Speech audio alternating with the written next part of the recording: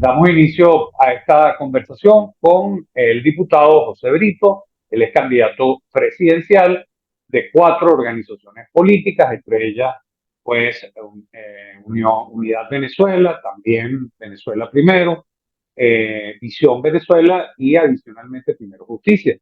Gracias por atendernos, diputado. Fíjese, yo quería empezar por, usted tiene un plan B, que es así como se llama su programa, pues, ¿no? ¿En qué consiste el plan B suyo? El plan B es un conjunto de ideas, de acciones futuras en lo inmediato para poder ir a un proceso de recuperación y salvación del país. Hablamos de varios vértices en el plan B, pero uno de los vértices principales pues, tiene que ver con la economía. Todo pasa al final por la economía. Y nosotros, un grupo de venezolanos, hemos pensado en el plan B en la economía humana. Economía humana que la planteamos donde hay que colocar al hombre y la mujer en el justo centro del desarrollo humano y no precisamente que sean las cifras lo importante. Yo quiero poner un ejemplo muy práctico para que me puedan entender. Hace 25 años atrás, cuando llegó el expresidente Chávez al poder, había poco menos de 300.000 pensionados en el país. Transcurridos unos años, se registraban cifras de 1,5 millones de pensionados. Bueno, eso si lo vemos desde el punto de vista de las cifras, es un logro. Ahora la pregunta, ¿ese 1,5 millones de pensionados, lo que devengan hoy, cubre sus necesidades básicas? Pues no. Entonces se está colocando en la cifra como lo importante y no el hombre y la mujer que sea lo preponderante, que sea el verdadero centro. Otro elemento. Yo he sido parlamentario muchos años, varios periodos, y resulta que cuando he asistido a sus 200 ya de rendiciones de cuentas, te hablan mucho de índice de Gini, te hablan de crecimiento económico, y partiendo que las cifras sean ciertas, la gran dicotomía que hay y la gran pregunta que termina siendo una gran reflexión que nos inspiró a desarrollar el concepto de la economía humana, es que la gente dice crecimiento económico, pero ¿cómo me dice que hay crecimiento económico partiendo de la premisa que sea real, que sea lo esperado, pero que la gente siente que su bolsillo crece? Precisamente en esa dicotomía es que nosotros centramos nuestro planteamiento dentro del plan B, que es la economía humana. ¿Cómo colocamos al hombre y la mujer como el referente y que no sea la cifra lo importante? Para llegar ahí hay que tocar algunos temas que pudieran ser tabú. Por ejemplo, el tema de las prestaciones sociales. ¿Quién las cobra? ¿Cuándo las cobra? Y si llegaras a cobrarlas, no te alcanza ni siquiera para invitar a su familia a cualquier parte de Aragua, de Maracay, en una esquina a comer un perro caliente. Es una lástima. Entonces, el tema es revisar la pertinencia de las prestaciones sociales. Pues termina siendo el argumento en el sector gubernamental, sector oficial, para decir, bueno, no te aumento, eso no forma parte de tu salario integral, yo te bonifico el salario porque tiene incidencia en prestaciones sociales. Y el privado te dice, yo quisiera pagarte mucho más, pero eso tiene incidencia en prestaciones sociales. La gran pregunta es, entre unas inexistentes, inocuas prestaciones sociales y que tú puedas devengar en un rango de entre 500 y $1,000 mensuales, yo me quedo con $1,000 mensuales. Cuando decimos que hay que colocar al hombre y la mujer en el justo centro del desarrollo humano, que sea el referente y no la cifra lo importante, tenemos que hablar también del tema de las pensiones. Un sistema de pensiones, bueno, anquilosado, un sistema de pensiones que se quedó bajo vía premisa entre los dogmas y falsa ideología. Nosotros decimos es que aquí hay que tomar los marcos referenciales exitosos, y nosotros en el marco de la economía humana planteamos que tomemos el modelo noruego, el modelo de seguridad social, que establece un fondo soberano de seguridad social al estilo, tomando como marco referencial el fondo noruego, y que ese fondo permita que una vez que cumplas tus 60 años de edad, hombre y mujer, pues pueda, en todo caso, el 70% de tu último salario puedas tener, si fue tu último salario, $1,000, en 700. ¿Cómo financiar eso? Y precisamente yo estaba revisando hoy, antes de iniciar el programa, estamos desarrollando el Fondo Global y el Fondo Nacional. porque en ambos fondos se va a depositar el excedente de la riqueza generada por la actividad petrolera y la actividad gasífera.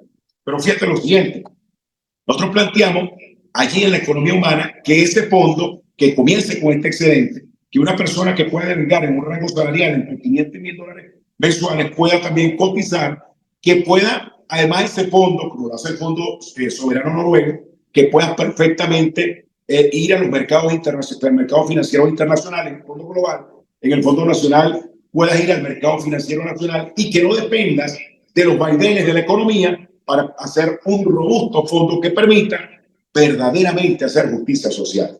Bueno, pudiera hablarte también del plan B, la venezolanidad, de rescatar la venezolanidad. A mí me preocupa muchísimo, Antonio, cuando, por ejemplo, hoy que lunes 24 de junio, un puente. Yo veo algunos que critican que la gente va a la playa, que va al río. Sí, precisamente eso es lo que tenemos que rescatar. La venezolanidad es desde Punta Garaya hasta Castillete. La venezolanidad es la arepa, es la yaca, es la cachapa, es rescatar nuestras raíces. El plan B habla del reencuentro de la familia. Mira, yo soy padre, sé lo que es tener unos hijos fuera, que un 31 de diciembre te agarraran un teléfono aquí, viendo un hijo. Eso no es la realidad que yo quiero. Y cada vez que vamos a cualquier lugar decimos, en el plan B hay, hay algo que siempre lo tocamos, dicen que los hombres no lloran.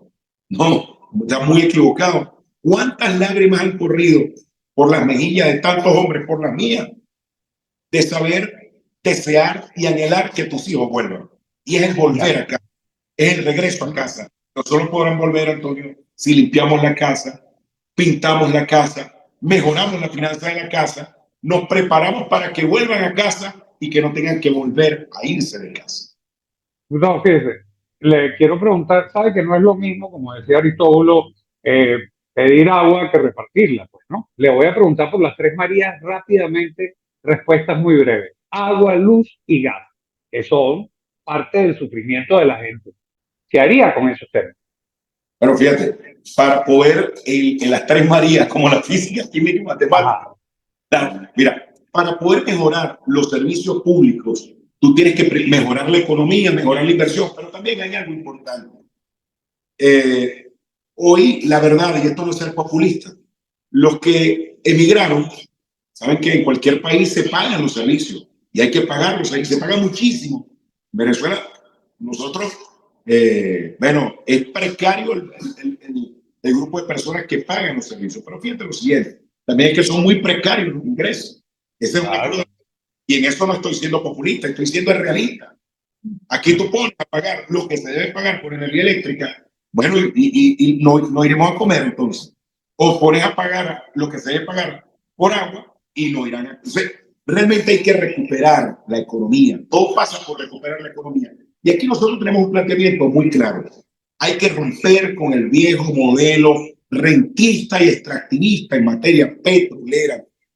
Ese modelo, por cierto, que hoy es rehén de medidas extorsivas como son las sanciones, pero también de la gran corrupción que ha habido pasada, presente y ojalá que no futura en la principal industria, que es la industria petrolera en el país. Mira, nosotros tenemos que convertir a Venezuela en el gran emporio petroquímico de América Latina. A mí me gusta mucho, además, colocar muchos ejemplos prácticos para que todos entendamos. Con un barril de petróleo se puede fabricar 5 cauchos. Un barril se cotiza en $65. Cada caucho es más barato en $70. Si son 5, son $350. Pregunto, ¿cuál es el negocio? Seguir en el viejo modelo rentista y extractivista, vendiendo barriles de petróleo a 65, o fortalecemos una potente eje petroquímico de América Latina aquí en Venezuela y comenzamos a vender caucho, por ejemplo, entre otros. Usted hablaba... Vamos a este viaje, no tendremos los recursos para poder entonces atender, entre otros, lo que tú has denominado las tres Marías. Usted hablaba de temas tabú y son preguntas muy cortas para respuestas muy breves. Una constituyente. Mira, entonces, fíjate, yo fui uno de los que estaba muy joven, pero voté enérgicamente y creí mucho en el tema de la constituyente como tal. y entiendo que tú fuiste constituyentista, ¿no? Correcto. Creo que fuiste de los pocos que no fue en Tino, que fue que se, el recuerdo de eso. Estaba bien joven, pero me ha gustado mucho. Soy un apasionado de la política y cosas. Y realmente te puedo decir, es que el problema de Venezuela no es más lejos, y te lo dice alguien que es parlamentario. El problema es que se respete lo que está allí. La Constitución, de la cual tú fuiste corredactor de la Constitución de la República Bolivariana de Venezuela. El problema no es que sea letra activa o letra muerta a conveniencia de parte. Y ese es el problema. Y aquí quienes han llegado a la presidencia de la República no entienden lo que es ser jefe de Estado, ser jefe de gobierno, ser garante de las relaciones internacionales, de la hacienda pública nacional y comandante en jefe de la Fuerza Armada. Quien diga que se lance a ser presidente de la República y no entiende esas funciones, realmente, hermano, no es que estás perdiendo el tiempo, es que nos vas a conducir a un abismo, a un abismo. Ser jefe de Estado, y lo dice el texto que ustedes elaboraron, que es nuestro texto, que es nuestro libro principal, que es nuestra Carta Magna. El jefe de Estado es el que tiene que reencontrar, unificar al gran país. Es el pater family. El jefe de Estado es el que tiene que tener, escoger a los mejores colaboradores, los que tengan idoneidad en el ejercicio de la función pública, pero que también tengan un honesto compromiso con el cambio. ¿Hasta cuándo? Los últimos 5 presidentes de PDVSA, 1 huyendo y 5 presos. En la onda de esos temas, algunos que pueden identificarse como tabú, escabrosos, matrimonio igualitario.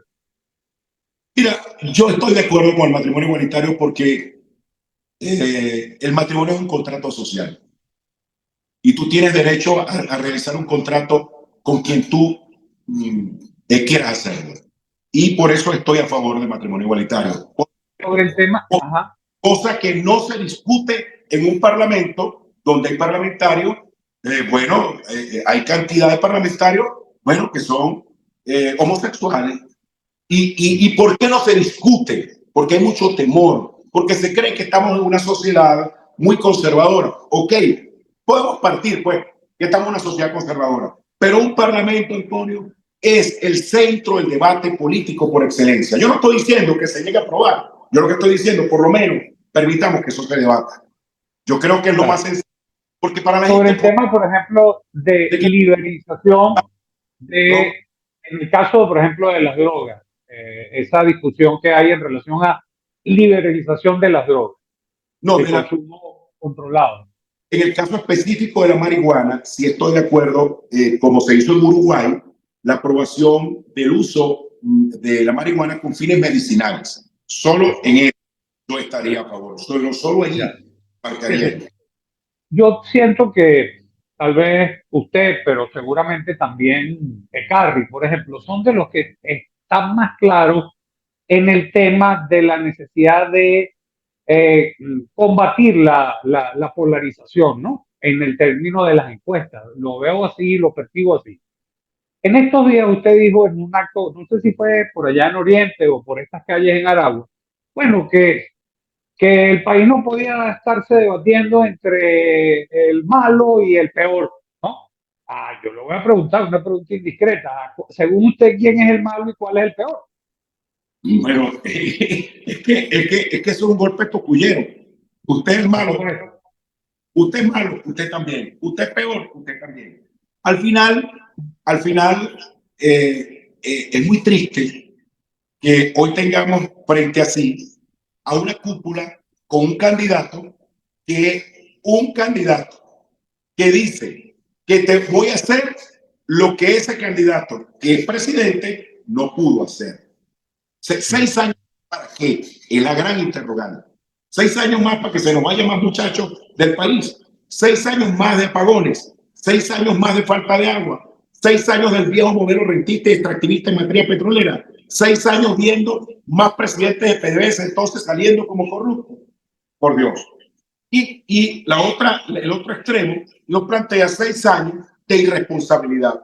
Porque es una soberana irresponsabilidad, Antonio, que hayamos llegado a esto, que hoy la persona que colocan como candidato allá, que algunos, a mí no me gusta eso de que candidatos pendónicos, pero que colocan allá un señor, chico, que no tiene ni fuerza para caminar él solo, que las pocas veces que lo han sacado a la calle con una salud precaria, tiene que tener una persona atrás que lo esté empujando. Señores, nosotros necesitamos realmente este país, y yo respeto profundamente al señor, a quien no conozco en lo personal, pero yo cuando veo a ese señor recuerdo lo que ocurrió aquí cuando sacaron a Carlos Andrés Pérez, cuando colocaron a Ramón J. Velázquez, un notable, pero el hijo era un notable delincuente que le puso al papá, un señor ya mayor, un señor que ya, bueno, que ha perdido su facultad, le puso ahí un indulto, indultó a un narcotraficante. O sea, el país requiere de verdad algo mejor.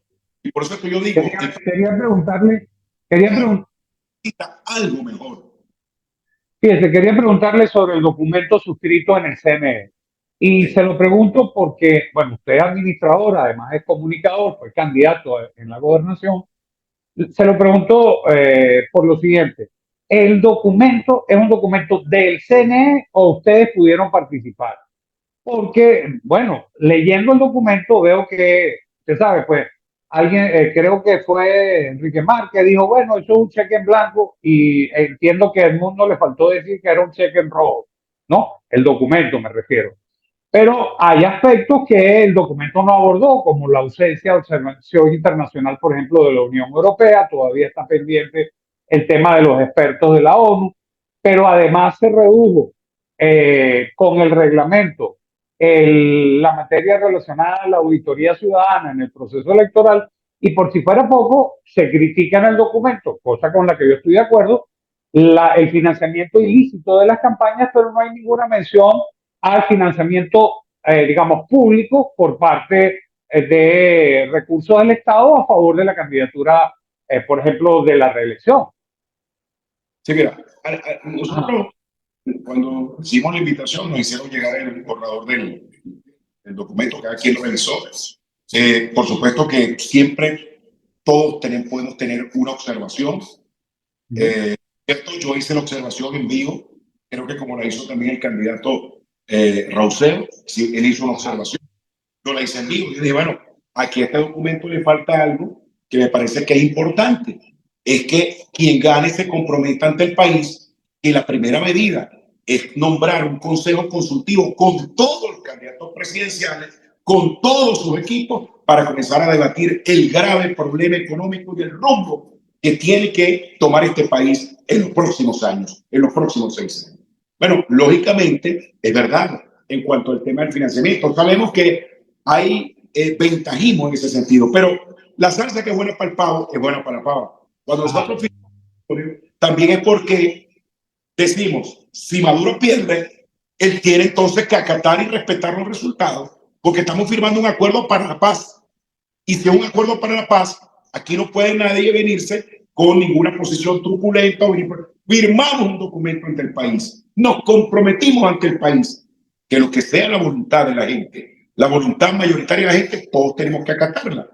Que esa mayoría o nueva mayoría circunstancial respete a las minorías, convoque a las minorías y esas minorías se subroguen y acaten lo que es la decisión mayoritaria del pueblo venezolano. Una última pregunta, diputado, y muchas gracias por atendernos. Y tiene que ver nuevamente con el tema de la polarización.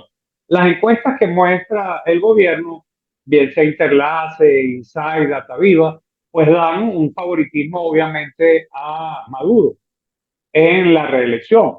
Y otro grupo de encuestas muestran pues un favoritismo inclinado a Edmundo González Urrutia. Aunque los números son distintos, lo que sí está claro es que ellos concentrarían cerca del 70% de la intención electoral. En un final de fotografía, ¿qué sería más importante? ¿Un respaldo a la candidatura de Maduro o un respaldo a la candidatura de Edmundo González, si es que al final no se impone esa estrategia suya de despolarizar la intención del voto y al final ocurre eso que llaman la economía del voto por parte de los electores? Pero yo tengo que darte una noticia. Ayer nomás revisamos números muy serios y tengo que decir que está ocurriendo un fenómeno que, por cierto, ya muchos encuestadores lo están diciendo en Venezuela y fuera de Venezuela, Aquí está ocurriendo lo que algunos lo califican un fenómeno que se llama la despolarización. Lo que llaman los no alineados ya están en 20 puntos. Y eso pretenden callarlo como un sector en Colombia cayó. Claro, pero por eso es que yo le digo, usted dice 20 puntos, le estoy diciendo, el otro 70 está entre ellos dos. Pero perdóname, en 20 puntos, el tema de la despolarización. La verdad es que, fíjate lo que está ocurriendo aquí en Venezuela. Escucha. En Venezuela está pasando ahorita con el tema de las encuestas, como lo que pasaba en Colombia. Tú recuerdas que todas las encuestadoras decían que la pelea entre Fico Gutiérrez y Petro. Petro, pero el candidato de ellos era Fico. Cuando no pudieron votar a Fico, cuando la verdad es que se acercaban las elecciones, faltaban menos de 15 días, una encuestadora tuvo que decir la verdad, que no era Fico quien polarizaba con Petro, sino era Rodolfo Hernández, el famoso viejito. En Venezuela se están moviendo las cosas y se están moviendo y se está observando en la calle.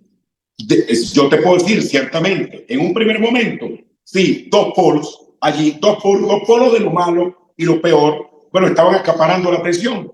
Pero hoy la gente está volteando la mirada y te puedo decir, cuidado, cuidado, cuidado, cuidado, cuidado, porque en todo caso, que haya la tentación que una opción distinta pueda colarse por los palos y haya la tentación a no reconocer lo que son los resultados. Por eso, cuando fui convocado, dije, firmo, porque estoy firmando también la manera de someter al candidato presidente a que respete la voluntad. Usted dice, en relación a ese tema de los números de encuestas, usted dice amanecerá y veremos.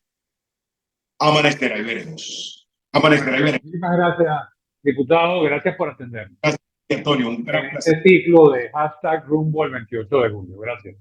Muchas gracias, de verdad.